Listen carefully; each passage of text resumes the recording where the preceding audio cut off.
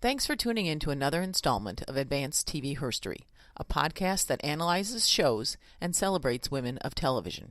Thousands of comedies, variety shows, and dramas have aired, yet the presence of strong women, both in front of and behind the camera, is often a story untold. Well, Advanced TV Herstory begs to differ. There's so much more, and it's worth telling and retelling. Sometimes shows offer great leadership lessons, or are so timeless in their writing that people say the series has aged well. We'll explore those shows further. We'll revisit moments in TV where women broke records, exceeded expectations, or put their careers on the line. Advanced TV Herstory will connect the treasures of the past to the great potential of today's TV and online platforms, and how it all plays a part in being a woman in America today. Tomorrow's success is rooted in understanding what has come before us. So gear up for a little storytelling and fun, sociology, fashion, economics, or strategy. It's all here in Advanced TV Herstory. I'm your host, Cynthia Bemis Abrams. Advanced TV Herstory loves its crime drama. True and tested, is there any better way to spend an hour than watching a rerun of Law & Order SVU, or The Closer, or CSI Crime Scene Investigation with Marg Helgenberger and Georgia Fox? No, These shows are hits, or they were hits, I guess. Dozens more weren't. So, thinking about the genre of crime drama, differentiate the government-employed detective, which would be today's Olivia Benson, or the original policewoman Pepper Anderson, from the private investigator. Over the past 50 years, the PI, the Jessica Fletchers and the Veronica Marses of the world, those characters and shows have had a much harder time achieving success. This installment of Advanced TV Herstory looks at the pioneer lady private investigators. This one in particular is going to revisit the ones from the 1970s. In historical order, we have Charlie's Angels, which premiered in 1976, the Nancy Drew Mysteries from 1977 to 1979, and finally the 13-episode mishmash of Mrs. Columbo, which aired under 4 different titles in 1979. Were there others? Yes. Short-lived series quite likely as brief as the Mrs. Columbo run. These 3, however, had perhaps the most potential for success. Mrs. Columbo and Nancy Drew were known brands. And remember that baby boom women and girls ranged in age from 13 to 30 in the mid-70s. The economy was changing drastically. Social norms were all over the place, and it was a time that was ripe for experimentation and disruption. We'll review dialogue and setup, starting first with Nancy Drew. And if you want to know a lot more about the Nancy Drew mysteries, you'll find an entire installment dedicated to it in our podcast inventory. So first thing to know about this is the time context, and that is that the Nancy Drew mysteries followed Charlie's Angels in terms of its premiere and airing. After Nancy Drew, we'll revisit the 1979 attempt at Mrs. Columbo, which was a spin-off from the established Columbo police detective series starring Peter Falk, and that series had kind of come to an end. Kate Mulgrew starred as the title character and was fresh off her departure from ABC soap opera Ryan's Hope, where she played fan favorite Mary Ryan. Finally, we'll take a shot at putting Charlie's Angels into this context. Now, volumes have been written and specials have been produced and made-for-TV movies about the whole drama behind the show are all out there. It's all out there. I don't know that I can add a lot to this other than to, again, like a bad game of Tetris, position the facts and the fandom and the feminism into a context so that we can at least examine for a moment the controversial legacy of Charlie's Angels. So let's start with the Nancy Drew mysteries. And I'm sure you've heard by now that CBS is attempting a reboot of this beloved American literary figure. We wish them well on this, and kind of, I'm not putting my money on Nancy Drew resurrecting with any amount of success. But back in the 1970s, and again, this was when the baby boom was having its teenage bubble. So many of the teenagers in the mid-1970s were familiar with Nancy Drew. She was a beloved character to women of all ages. She was the girl sleuth heroine of American girlhood.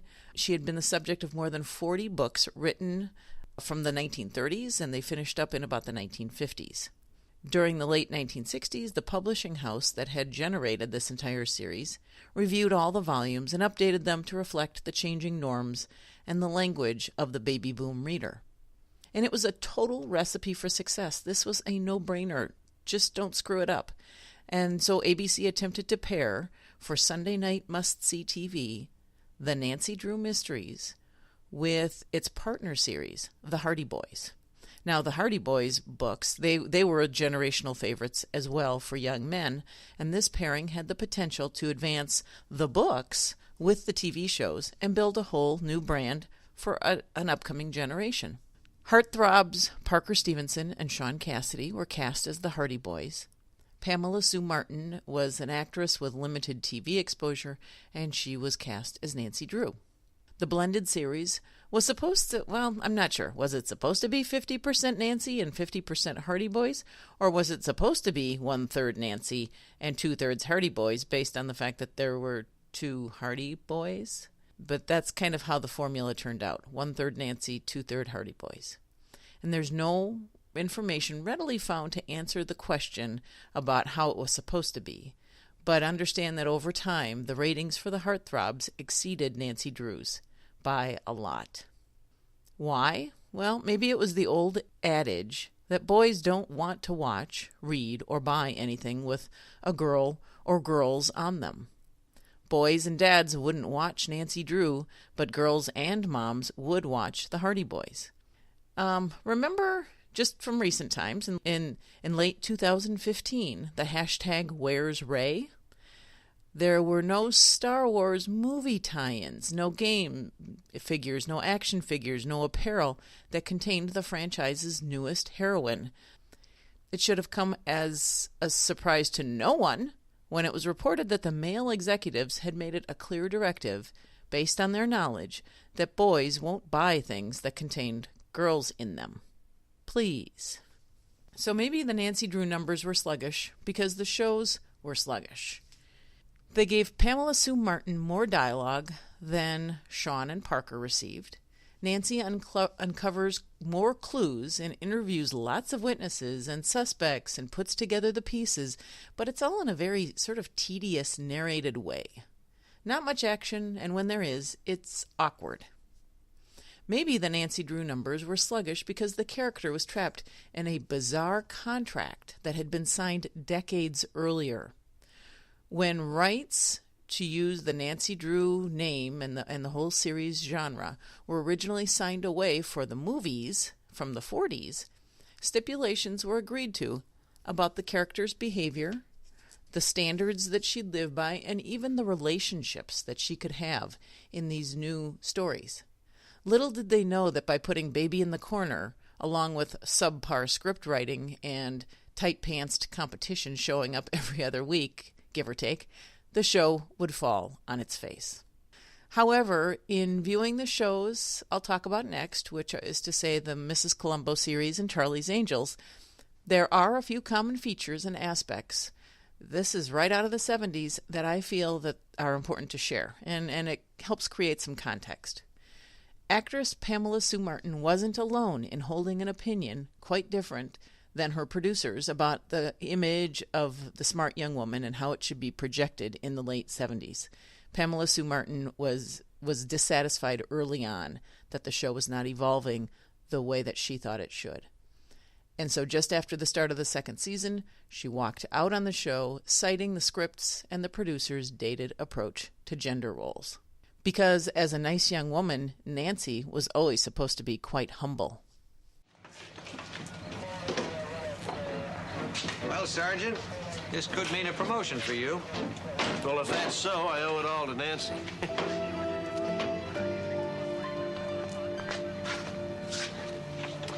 Yeah, that's some restoration job. Sure is this good? Better. There'll never be another one like mine. I don't understand why they totaled Morgan's car. Well, it didn't cost them a dime. They stole the car, and they did need a diversion while they found a new place to set up their operation. Right. The burned-out car provided an explanation for what Nancy saw from the air. It was supposed to keep anyone from nosing around. It almost worked. What a waste to destroy a car like that. Yeah, it'll be a while before I can afford another one. And what about the insurance money? I have to use that for my education. I think cars are out of my life for a while. Well, maybe not. There should be a big reward for finding all these cars. I didn't do anything. Well, George thinks you deserve it. Don't you, George? Yeah. And an apology.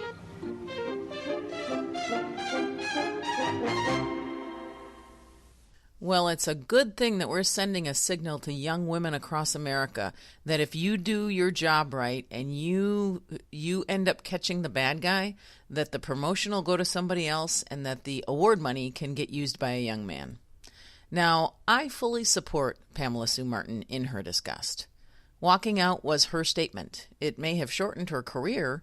Doing so may have given her the reputation of being difficult, but she did it. And 37 years later, we recognize that progress and social change occurs from actions, just like this one, which may have seemed small in the great scheme of things, but are life changers for the women who are involved in doing them. A really disturbing trend I first saw when researching for Advanced TV Herstory's Nancy Drew segment was the plot construction and the antagonists, and just how it's all put out there. It's just chilling. Invariably, Nancy had to prove herself each week. Prove her trustworthiness, her veracity, her methods, her eyesight. There was always a middle-aged man in the scene attempting to undermine her. Now, the scene I'm about to play some audio from contains a young John Carlin, who is the actor who 7 years later would be Harvey Lacey on Cagney and Lacey. And this provides some insight into just how many times Martin had to utter each week to secure her credibility, how she had to prove herself. It's hard to make gains when you're constantly playing defense. Boy, I thought you were never going to come through. Are you okay? Rocky McHugh. Now, who are you? Nancy Drew. I hit you with my car last night. Oh, that was you, huh? Well, how'd you get down here? That's a long story. You're supposed to be dead. I pulled your car out of the East River last Wednesday. Dead? I kind of hoped you were one of the guys would have come looking for me. At this point, I would, too. Who are those guys? I've been wondering that for what seems like a week, miss. I don't know. Well, how'd you get here? You got me. Me and a friend, we were doing road work together. We get done. Next thing I know, someone throws a rag over my face. The lights go out. I wake up. I'm here. You've never seen them before? These are not exactly the types with whom I choose to associate myself. Tell me about that old man. He must fit into this somehow. What old man? The old man who died in your arms. How'd you know about that? Gilmore. Gilmore Lee told me. Yeah? How do I know Gilmore told you that? I mean, how do I know you're not just in with these creeps? How do I know you're not trying to talk out of me what they've been trying to beat out of me? What have they been trying to beat out of you? Huh. Not until I know how Gilmore came to tell you about the old guy. After I hit you, these two policemen came. At least they told me they were policemen. Later on, I found out that they weren't. One of them took me to a hotel so that I could fill out reports in the morning. So I go to the police station this morning, and they've never heard of him. So he wasn't a policeman. I bet that was Egan. Yeah, he said his name was Lieutenant Egan. And then I saw your picture on a poster for a fight at the Garden. So I went to the gym, and that's where I met Gilmore. Was he sad that I'm dead, I mean? Yeah. He said that you were a great dude, and that he loved you very much. Yeah. What are they trying to beat out of you? No, you still could be in with them. I'm not in with anyone, Rocky. I've been in this town for 24 hours. In that time, I've been in trouble with the police. I've been chased, ethered, tied up, and I'm getting pretty sick and tired of it. I'm beginning to wonder what's going on here, aren't you? Yeah. Yeah. And? This same approach, this catalog of middle-aged men with Sansa-belt polyester pants, which were all too often plaid, with their cheap ties and their short-sleeve shirts and their pork chops, sideburns, and often loud plaid sport coats, appear again in the Mrs. Columbo series. They were not just relegated to Nancy Drew. No, in fact, they were probably in men's shows too. I think if you look closely enough in Rockford Files or Banachek or Kojak, you'll see them, but they just seem so out of place when what the show is trying to present, and the audience you would hope that they're trying to present too, are young women. So these men with their balding or their receding hairlines or their comb-overs, they're bullies. And if the point is that a villain is easier to loathe if he's uncouth or ugly or dressed really gaudily, well, if that's why couldn't they think that the audience could just appreciate a well-dressed villain? It's just so creepy. So yes, Kate Mulgrew as Mrs. Columbo was only 24 years old when they shot the 13 episodes of the ill-fated series. You'll recognize this cowering voice as the actress who gives us a much stronger Captain Janeway from the Star Trek series in the 90s, and today's Orange is the New Black's Red Reznikov. Mrs. Columbo, I'm Charles Houston. I'm happy you could join us. Would you care to sit down? Mrs. Columbo? We've never met before, have we? No. Have I ever done anything to hurt you? No. We live near you. Is it possible I offended you in some way that I... No. Mrs. Columbo, my wife died by an unfortunate accident. Why are you doing this to me? When you called about the intercoms, I questioned Mr. Houston. I told him about your hearing the voices. Mr. Houston, the building manager's on line 2. I would appreciate it if you'd hold all the other calls, Mrs. Pryor. I'm sorry. What you were saying, Mrs. Columbo. I found out that you had ordered the intercoms. This intercom and the one in Mrs. Pryor's office. Yes, I ordered them when the old ones became dysfunctional. They've never been in my home. They've been here about 5 weeks. The secretary has confirmed that. I'm sorry, Mr. Houston, but I did hear the voices. Who is this Martin person? The husband knew that Martin was going to kill his wife. He didn't want her to suffer. And you're hypothesizing from that I had my wife murdered. Well, it couldn't have been you, Mr. Houston. There weren't any intercoms. Sergeant, have there been any other recent deaths in our neighborhood? No, sir. None. Mrs. Columbo, your name is not totally unfamiliar to me. I think I've read it. What they call a byline in that throwaway newspaper that we get. I work for the paper. That has nothing to do with what I heard. Working news ladies whom I've met tend to exercise a strong, creative imagination. I think it has something to do with an understandable, excessive ambition, what's usually thought of as a man's profession. Well, I'll try to confine my ambition to reviewing the PTA show. For now, I have an appointment with my dog's doctor, which is probably just as well because I've embarrassed myself enough for one day, haven't I? So, scroll the credits of Mrs. Columbo and you'll pretty much see men at every production and creation role. Mrs. Columbo was at first a spin-off of the never-before-seen wife of Columbo, TV's popular, frumpy police detective. With a few missteps in the writers not knowing what viewers expect of Mrs. Columbo. Hello, wouldn't you have just said, hey, you know what, we've never actually revealed this character, so what do you think she should be? Who should she feel like? And yes, they did interview and approached some older actresses, but never were able to grab onto one that resonated. So they ended up with one who kind of then comes across as a character who's maybe 28 or 30 at the youngest, who's saddled with an 8-year-old daughter who had never been part of the Columbo series. And Mrs. Columbo then it basically sort of lives on her own because her husband is traveling incessantly. So with just a few, really a small handful of shows, viewers found fault with the writing, with the premise, and on the very surface, the role that they had waited so long to see, this woman who had never appeared but was often mentioned, was portrayed by a 24-year-old actress when Peter Falk, as Columbo, was 52 in 1979. There was just no connection.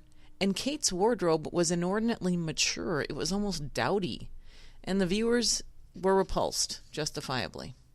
But Kate Mulgrew is a star today, and she's led a fascinating life, and her 2015 memoir, Born with Teeth, is a delightful read.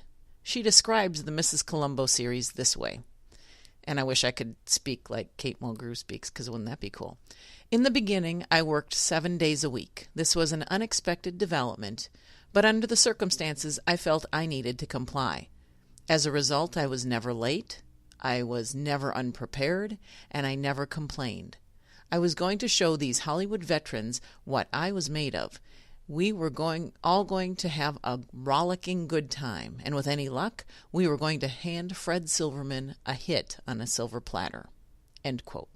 So sadly, there aren't many ways to see or to view the series to get a feel for whether any aspects improved.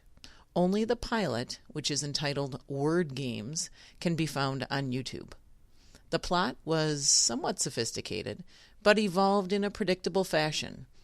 Just like the Nancy Drew character, which was actually airing at about the same time, Kate's character garnered her clues like a trail of cookie crumbs, which, as a viewer, you might say, these clues were only obvious to her?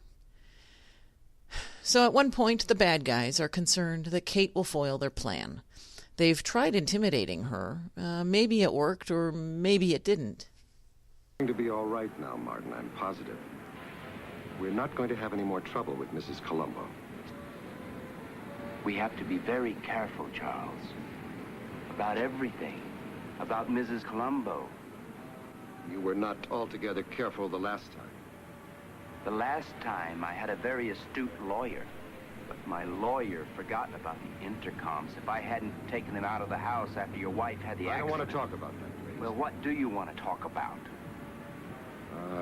I'm trying to deal with our situation. You couldn't even deal with your own wife, Charles. Mrs. Columbo knows my name. I don't want anyone else hurt. She knows you bought those intercoms, I don't want any more police. She knows what Martin did. The police don't believe her. What else does she know? Nothing. Nothing. She doesn't even believe herself now.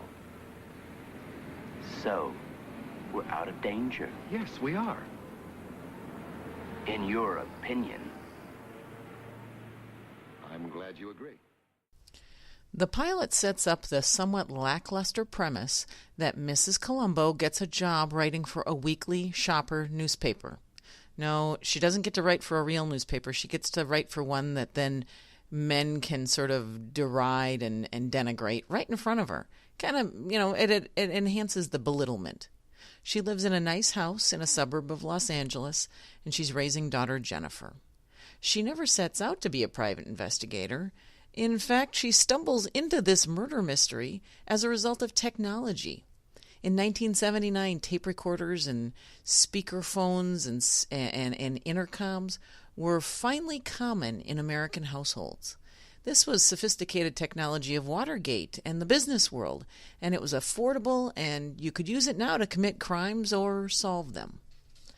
So it's because Kate Columbo installs a two-way speaker intercom between her kitchen office and her daughter's bedroom. It wasn't exactly a large house, but still. And the transmission frequency is similar enough to a neighbor's that she picks up conversations from her neighbors. But they're strangers to her. She doesn't know who they are. And sure enough, the wife of the household mysteriously dies. Kate pieces together the clues. The husband hired an ugly murderer who is also a bully and has bad hair.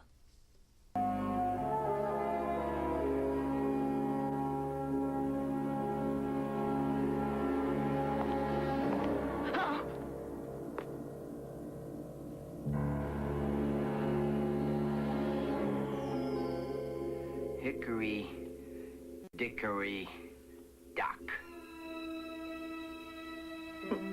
Martin. Now hear this. I am a computer. Is your name Jenny? I've been listening to your house, Mrs. Columbo. Jenny isn't here. She never was. Tape.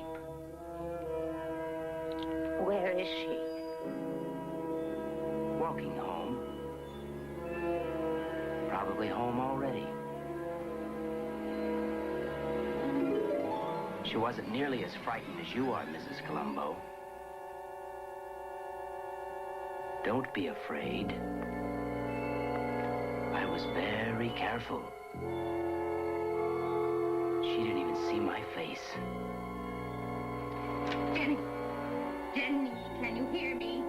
Jenny, are you all right? Jennifer, are you in your room? Mommy! Mommy! Mommy! Where are you? I can't find you!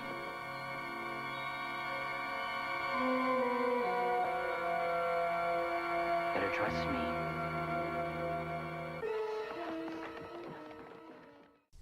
Now, along the way, we see how a handheld tape recorder is a plot twist and how a huge computer is used to run a simple client list at a fancy lawyer's office. Our highly relatable heroine is smart, she wears great pumps, and deserved better scripts.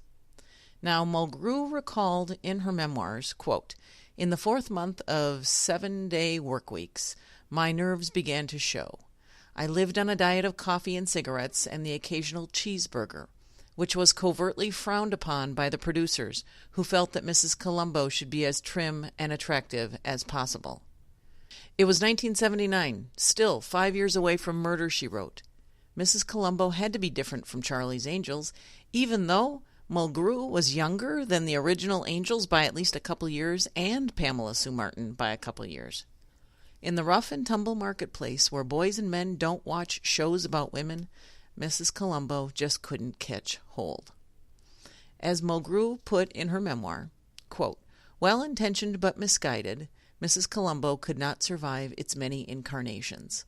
Its evolution was evident in its ever-changing titles, from Mrs. Columbo to Kate Columbo to Kate the Detective to finally, and most baffling, Kate Loves a Mystery. I suppose the producers were hoping that if they planted the wilting flower in an altogether new garden, the audience might suddenly regard it as exotic." End quote. It was 13 and done for Kate. Charlie's Angels, which premiered in 1976, had already changed TV forever, though by 1979, even the runaway hit, written over the years by 54 men and 5 women, was running out of ideas. Charlie's Angels. Let's look at facts, fandom, and feminism to get a sense of the role this show plays in TV herstory. Fact: producer Aaron Spelling intended it as a vehicle for Kate Jackson, who had impressed him in her role on The Rookies. And if you've ever watched an episode of The Rookies, her role is about a minute and a half for every 52-minute segment. Another fact: Jackson claims a role in making solid improvements to the show's premise before it was ever pitched to ABC executives. And that's an important point, because for everybody who dismisses the show today, realize that it actually started off as much worse. Kate Jackson was the first actress hired and was responsible for coming up with the name Charlie's Angels.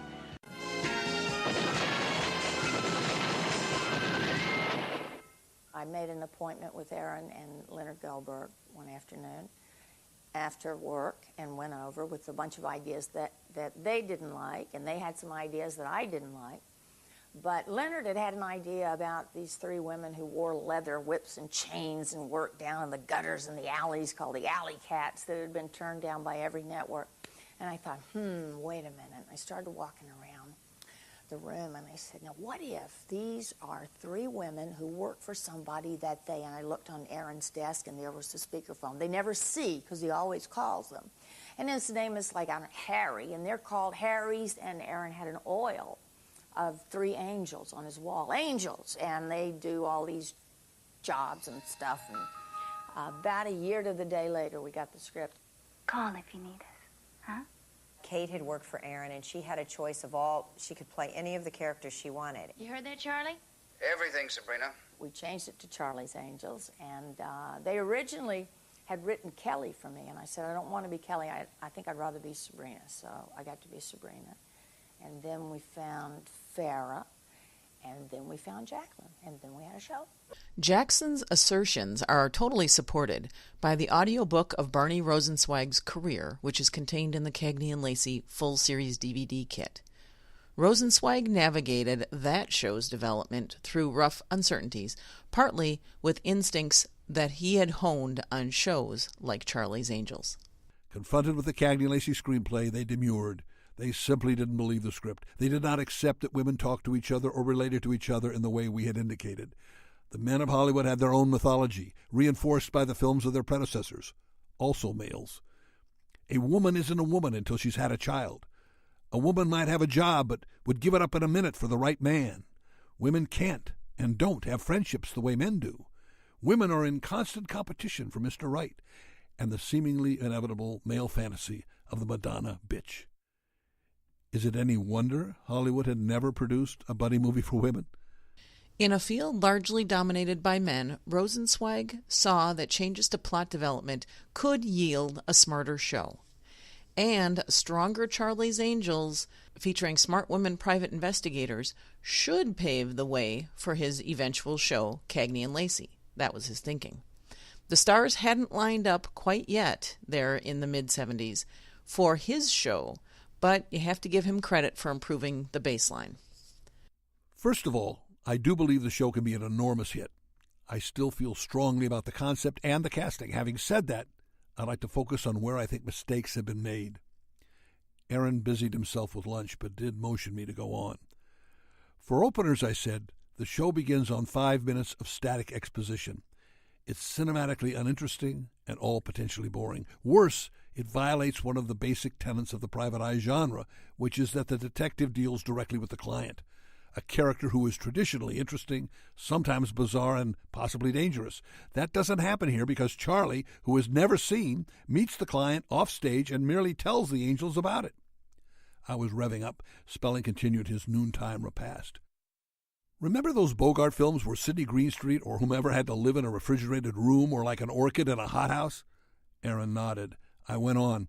By introducing such a character through our detectives, we not only make the exposition more interesting and visual, but we also give our detectives eye contact with the client. We give them a personal stake in all this. Our leads would no longer merely be mercenaries. The result is that we will like them better. I had not so subtly made this a mutual project with a lot of we's and hours, not wanting to trust my status on the project to Spelling's earlier pronouncement on the phone to the head of ABC. Finally, I said, the women should be more in charge and less the minions of someone we never see and therefore care about very little. I noticed Mr. Spelling's brow furrow slightly. I plunged forward. Let me give you an example of what I'm talking about. We would open as we do now, on an action scene. Then, instead of going to Charlie's speaker box, we cut to the home or office of the client. He or she has hired the angels because of their reputation or a relationship with Charlie. After that scene where the goals of the caper are now explained by an interesting character in a unique setting, we then cut to Charlie's office and the speakerphone. There the angels will outline to Charlie, instead of the other way around, what they learned and what each of them will do on the case. Charlie will then say, "Good thinking, angels," and we'll be off and running. I was pleased as Aaron approved my changes. He seemed grateful that someone actually had an idea about what might be wrong. I knew what I was doing was a lot more visual and certainly better storytelling. I also believed I was accomplishing a service for all concerned, including the audience, by making these working women brighter and more independent than my predecessors had. Spelling summoned Leonard Goldberg. We shook hands, and I was on board. Okay, so remember how I said that there's been all sorts of study and books and TV shows and blogs written about Charlie's Angels. I have been most curious about really some of the details about its actual formulation. the decisions that were made prior to even to it getting on the screen. Because once it appeared on TVs across the country, it was an explosive hit. So what was the chemistry that made it so explosive? Well, a TV series entitled TV Guide's The Truth Behind the Rumors dedicates segments to all sorts of different controversies and shows and gossip and scandal. And it was done in the early 2000s. Many episodes are available on YouTube. And it presents an interesting backstory of Charlie's Angels. Here's how, in an interview with Fred Silverman remembers the formulation of Charlie's Angels. The pilot script for Charlie's Angels, co-produced by Spelling Goldberg and a production company owned by Natalie Wood and her husband Robert R.J. Wagner, sat in production limbo until the new head of ABC TV arrived, Fred Silverman. I looked at one of the old development books, and there it was, listed as a busted project. And I read the one-liner on it and thought it sounded kind of interesting. Silverman gave the go-ahead for a pilot, and auditions began. The list of potential angels would eventually include Michelle Pfeiffer, Kim Basinger, Sherry Belafonte, Connie Selica, Suzanne Summers, and Kathy Lee Gifford. Okay, now remember, all of this was going on in 1975. That's when they were talking about the premise. That's when they were trying to cast the show. The country was fresh out of Watergate, and First Lady Betty Ford is walking new ground with candid statements about women's rights in the ERA. Women's tennis and Title IX were changing women's lifestyles. There was momentum. The lead actresses who had been cast as the original Angels, Kate Jackson, Jaclyn Smith, and Farrah Fawcett, had been models as well as actresses. They were not young. I mean, they weren't teenagers. They were in their late 20s by the time that the show was up. And they had attended some college, so they weren't novices. In The Truth Behind the Rumors show, Smith talks about the role that Robert Wagner, who at that time was an established Hollywood veteran and was also married to Natalie Wood. They were the Burton and Taylor of the moment, or the Bennifer or the Angelina Jolie, Brad Pitt of the moment, I guess. Anyway, so Robert Wagner played a certain role as an investor in expecting a higher quality product. And also know that Robert Wagner, dashing as he is, would go on to play Jonathan Hart in TV's Heart to Heart. Dark-haired angel and the blonde angel, and we said, well, we should get a redhead. And I wasn't a redhead. And so I went in and read and didn't give a particularly great reading. And RJ, Robert Wagner, said, this is the girl for you. Forget the redhead. You got to go with her. And I think he really sold them on me. In today's light, this might seem like a no-brainer, but remember, Kate Jackson had improved on a bad idea, which was described by Leonard Goldberg as... Came up with the idea of doing a detective show with three beautiful girls. Actually, it was a show that we called the Alley Cats. The Alley Cats, because the three girls' names were Allison, Leland, and Catherine, and so they were the Alley Cats. The Alley Cats was originally to be the story of three policewomen, and from the beginning, Aaron Spelling had one of the leads cast, his female co-star of The Rookies, Kate Jackson. But Kate had her own ideas about the show, including changing the characters from policewomen to the more glamorous world of private detectives. Okay. Back to fact and fandom. So, another fact. Farrah Fawcett's career went through the roof. It was historic. It was Herstory. By the end of the season, she wanted out of the show to capitalize on acting opportunities.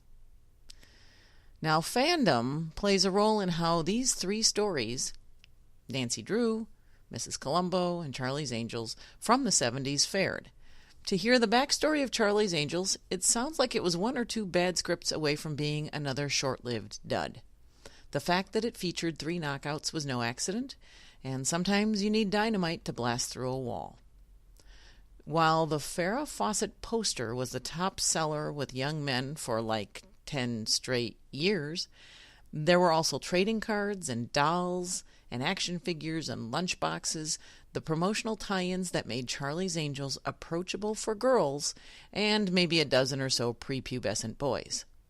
Girls who watched the show when it first aired and know that it really hasn't run in syndication the way you might expect it to have run are in their mid to late 40s today. Many listen to this podcast. So Charlie's Angels delivered mixed messages in every episode. No one's denying that. But it was still a show unlike any other.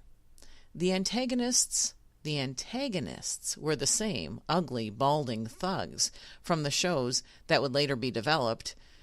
It was the same group of Sansa balding comb-overs, but our protagonists lived a glamorous life using their brains and their wits.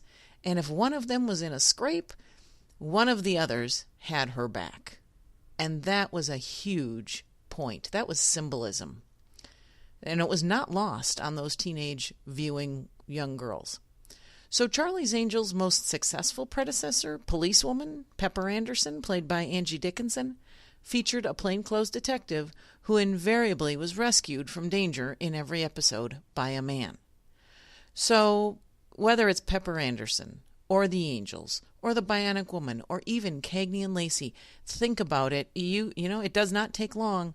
You realize that all of them had been sent through the usual trope. This is the 1970s. The trope plots. They were either hookers undercover, or they were undercover models, or they were wealthy widows being gaslighted by young men who wanted to basically rob them of their fortunes. So by having these undercover private investigators or even undercover detectives solving crimes, it allowed the male writers to continue their fantasies about what professional women in these jobs really did. My guess is that a man coined the term jiggle show, and that term went on to define Charlie's Angels and Baywatch and other shows where skin became as important as the plot. And probably there's a whole separate rating structure for them too, because of course there can only be one thing that drives the ratings of these kinds of shows. Now it restricts our definition. The term jiggle show restricts our definition of an immensely popular series which had a demonstrated impact on women, and it now is only known in a way that is valued by men. So once it became soiled with the term jiggle show, Charlie's Angels became fodder for feminists. And that's why I think context is so important.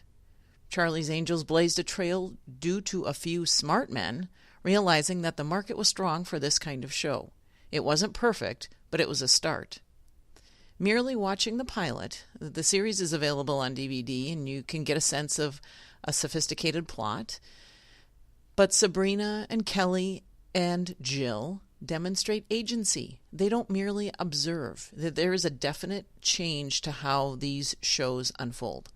And in short, its construction was a much higher quality, at least initially, than you ever saw in Nancy Drew the following year or Mrs. Columbo a few years later. In the pilot, the clothes that the three are wearing are about as conservative as anything you would have found in any office in America that women were wearing. But by the end of the first season, the wardrobe is more casual, skin is more prevalent. But on first impression, the pilot, these women were in control of details and execution, and it was a huge jump from Pepper Anderson and Policewoman. So any student of Charlie's Angels knows that the show's quality was probably never fully realized.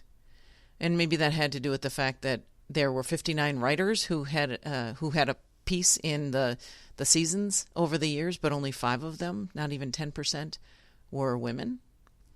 54 men, 5 women. Ratings fueled the edginess. Surely success would require retaining the male audience, so swimsuits and nipples.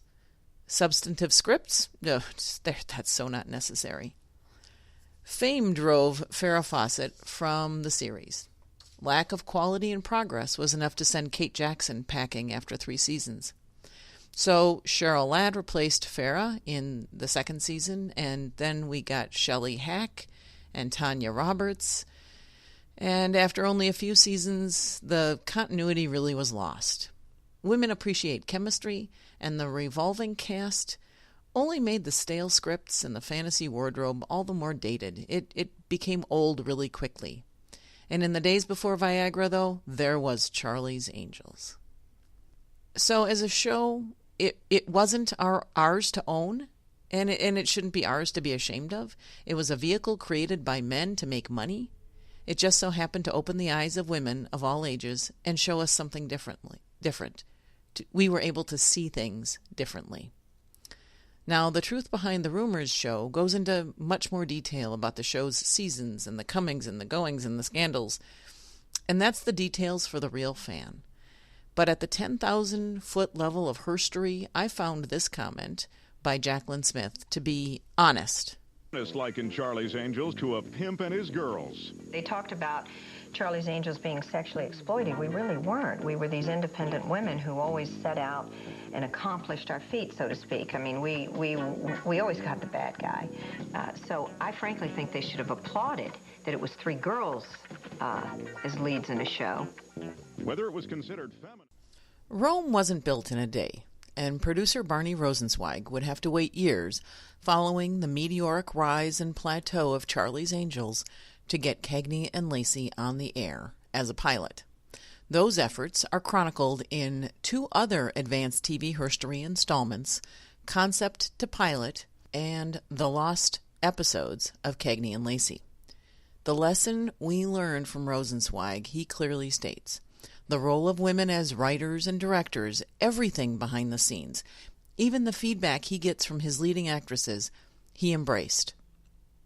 Listen to the Nancy Drew installment and learn that Pamela Sue Martin, like Kate Jackson, came to realize her show lacked quality.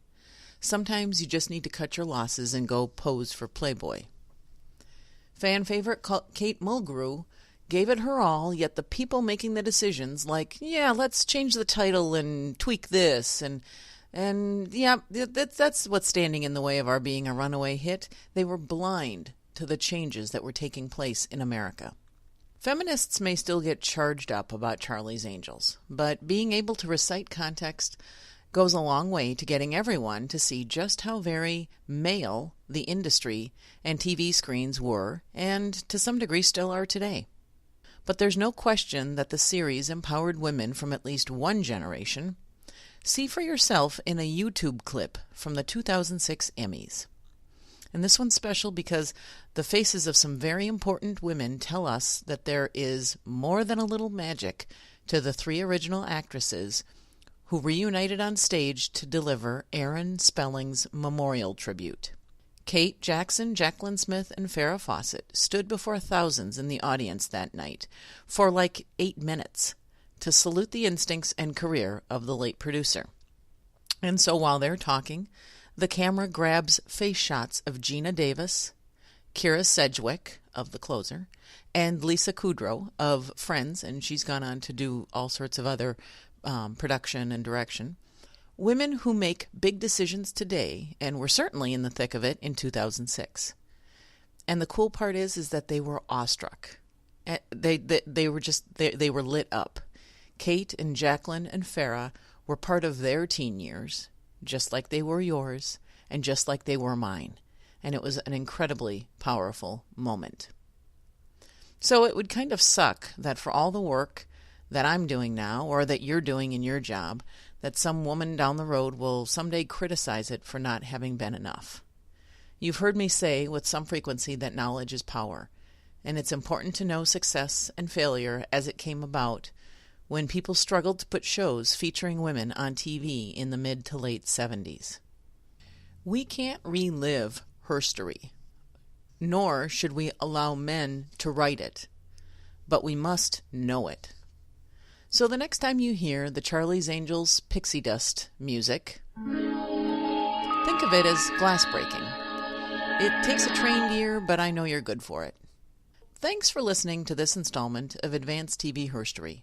This installment tackled our pioneer lady private investigators of the 70s, and you can know full well that in the coming months we'll do our best to corral the 80s and the 90s and the 2000s and the 2010s. Sadly, there are really only a handful of successes from each decade. Audio contained in this installment comes largely from video found on YouTube, which includes the TV Guide Truth Behind the Rumors segment, a few Nancy Drew episodes, and the one lone Kate Columbo episode, the pilot, that can be found, and Barney Rosenzweig's audiobook, which is entitled Cagney and Lacey and Me, was produced in 2007 and can be found on the Cagney and Lacey 30th Anniversary DVD set. But I'll never let you borrow mine. Finally, let me steer you to a great and uplifting read, Kate Mulgrew's 2015 memoir, Born with Teeth. Her tenacity, character, and honesty comes through just as you'd hope it would. Follow us on Twitter. Our handle is @TV Herstory.